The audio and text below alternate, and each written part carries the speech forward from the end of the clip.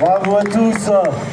Alors, eh bien, je vais me permettre de vous présenter mes meilleurs vœux pour 2025.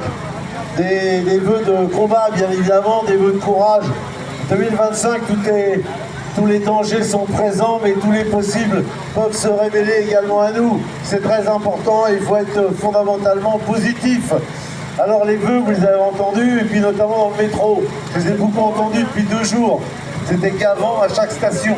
C'est peut-être parce que le ticket de métro est maintenant à 2,50. Vous vous souvenez, c'est le patron. C'est le Premier ministre, le patron de la RATP. Donc je me suis empressé d'oublier le nom, bien évidemment. C'était important.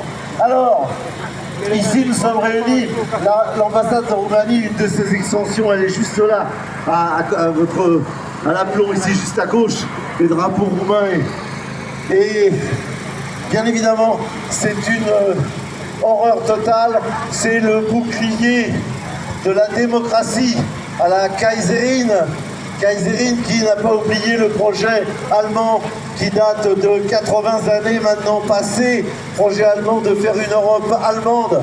Elle y parvient et si nous ne savons pas y mettre un frein, ils vont totalement nous anéantir, bien évidemment. Alors il faut réagir. Notre réaction doit être fondamentale, elle doit être présente, on doit être partout présent. Le danger est majeur. Vous connaissez l'alchimie atroce, très négative de tous les soumis de l'Union européenne, c'est-à-dire les élites politiques qui sont au pouvoir en Roumanie comme en France. Rendez-vous compte qu'ils se sont permis pendant le 2e tour d'annuler les élections présidentielles sur un motif complètement délirant, bien évidemment.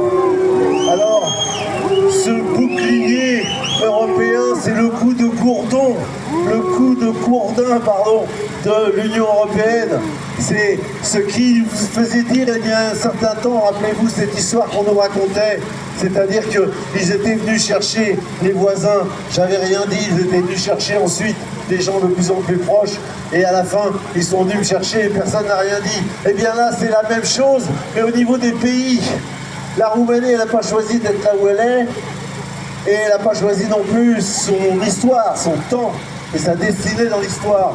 Et pourtant, effectivement, ils sont lâchés en pleine campagne par l'ensemble des pays européens sous la hulette de l'Union européenne. Et c'est un scandale majeur. Si nous acceptons ça demain, l'AfD allemande peut être effectivement annulée, les élections, et puis la France également peut subir le même sort, bien évidemment. Il faut réagir.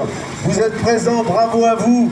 Une année de résistance et de combat, bravo à vous. Frexit, Frexit, Frexit, Frexit, Frexit, Frexit,